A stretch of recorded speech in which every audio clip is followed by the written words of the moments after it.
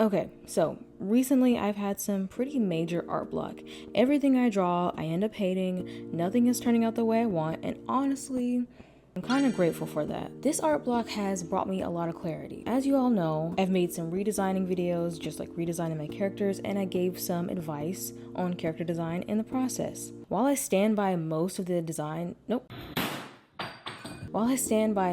advice I gave, I've grown to really hate the results. These designs are rushed, they're poorly thought out, and I'm not at all at my full potential. I know that I've said I'm an amateur, and I am, but I like to think that I can do better than this. I'll be critical and harsh, but I'm not too mad at myself for these designs. These designs are so rushed because school, my web series, and personal life, they all take up a lot of my time. And I still have to script the videos and edit them. And I want to get content out somewhat quickly, so I'm left with very little time to properly explore ideas and no time for additional research or concepts. Character design is a long process with multiple steps, and it usually involves a team of people. It's not really the best for a YouTube upload schedule format. You're expected to have an amazing design in a couple of weeks, and sometimes people get angry or just rude if you don't. And it's easy for me to do with other characters, but for my own, I kind of just need more time and thought. The goal of this video isn't to have an amazing final design at the end. Instead, this is more of a character exploration. I'll draw up different concepts and just explore all that could be with no pressure of getting something final. And this works perfectly for this project because I'm starting to realize that Project CD really sucks story-wise and needs to be gutted and reworked. So on some level, I'm kind of starting over. Oh, brother! I'm sorry if it feels like we're going around in circles. I just want to share the story's development and design process. And story development and designing goes through a lot of changes and rearranging and cutting. The overall concept with Project CD is pretty much the same, but the developments in the world has kind of given me a different perspective on war, and I kind of want to handle it in a different way in the story. So while the concept is generally the same, things are being cut, characters are being combined to make things flow better and make more sense. So the story hasn't completely changed. I'm just handling the themes and the characters better. I'm not even going to be using these characters' names because I know for sure that I want to change them. This video was supposed to be about how to make your own OC or persona for this story, but I don't want to do that when there's so much up in the air right now, and I'm actively changing the lore. But thank you to this person for this sketch. Before the lore changed, this gave me a lot of inspiration and interest for the story's Cambion, fish race. My least favorite race, by the way. Not sure if that inspo still applies. I may cut the fish race altogether. But thank you, bestie. They asked to do this just to help with the design process. Everyone say thank you Chaos in a box creations in the chat. Since there's no final design, I think it will allow some of you to be more loose, not disrespectful, with your feedback. Because I'm not peddling it as final, it's done, it's over, this is what I'm going with. I'm excited to see what you all have to say about these new attempts, but for now, let's tear into these final designs.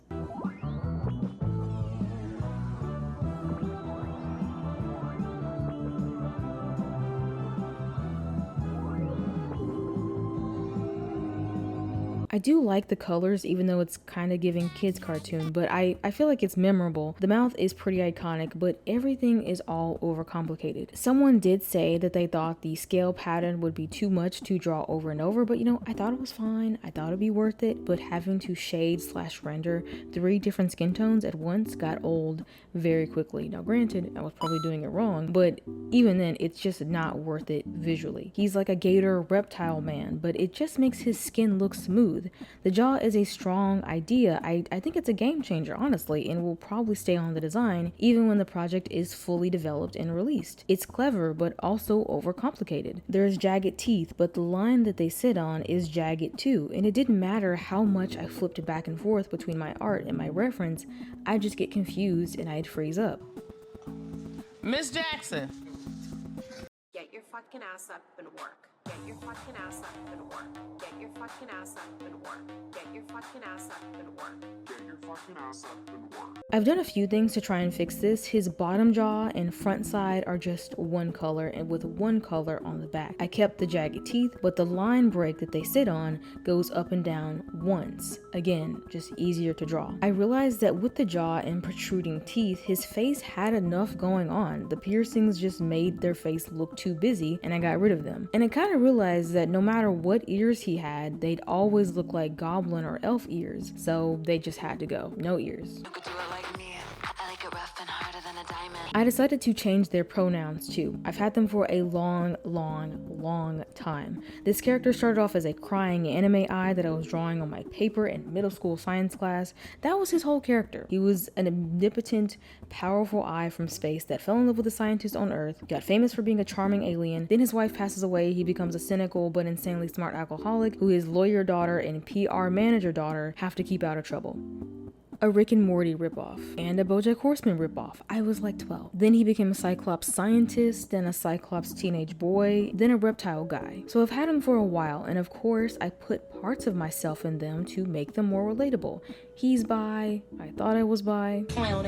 I'm not though, so we've kind of lost that connection. To rekindle that, I'm trying out he/they pronouns for him, since I kind of want to go by she/they, but I'm not comfortable enough to say that anywhere else but the internet. Anyway, they already have an androgynous feel, and that puts less pressure on me to draw him super masculine or handsome, since I just struggle with that, at least for this character. It's weird. I'm trying a less masculine approach in general. On one of his redesigned videos, someone commented, "He's hot, you should make him a femboy." And I was like, what a perverted and kind of weird thing to type out about someone's character. But in some strange way, they were kind of right. Wow, you guys have some great ideas. I should listen more. Anyway, I'm also trying to make his clothing more interesting. His society is supposed to be inspired by ancient and vintage Chinese culture, and I was afraid of putting that into the clothing because I didn't want to end up being really culturally insensitive like something like Pocahontas or Aladdin. But I need to at least try so I can learn to do better and make adjustments, but I can't do that if I don't even start. This is what I have so far. I'm not really happy with it, but I decided maybe I'll focus on clothing and culture in the next exploration. You know you keep me waiting for forever, whatever. Moving on to this character who barely got a redesign. Like I said, I wasn't taking the time that I needed. I tried different things, but they were mostly the same thing. I've had this character for a long time too, but I really tried to step out of my nostalgia comfort zone. This version was also overcomplicated, but also really boring. The concept wasn't clever or iconic like the jaw design.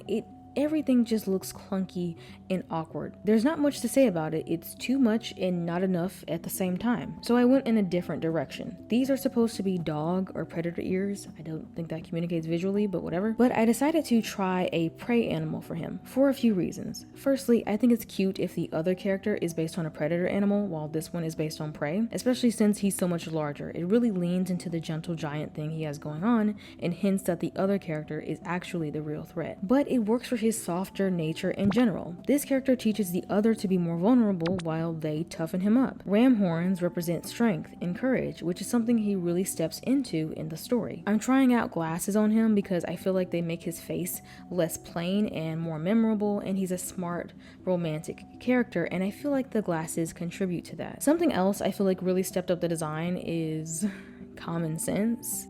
They're the main pairing. They're always together.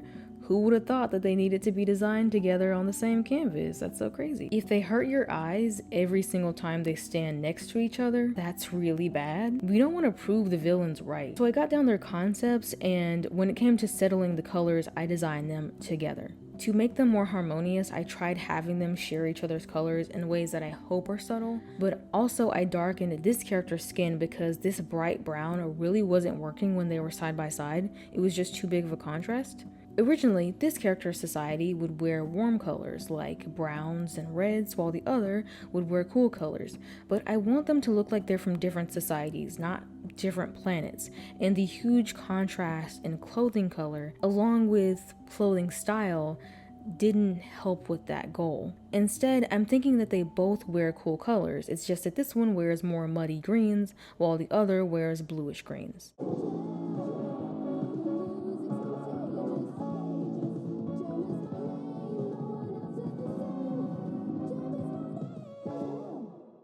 But that's all I have for now. This was just about making their concepts stronger, improving on their color palettes, and making their designs easier to draw. Next exploration, I'd like to focus on clothing and shape language. I plan to make this character with a lot of circles and boxes while making this character with a lot of sharp angles and triangles. I'm kind of doing a 180 on what I said about their design being too sharp. I think it's actually really fitting. I think the thing that was actually making them look villainous or devious was more so the expression than the angles. Also, I was really off with my shape language the first time. You can't just cram a bunch of shapes onto a design and expect it to communicate something. You have to be strategic about it if you want it to be effective. I'm really sorry if I threw anyone off with that.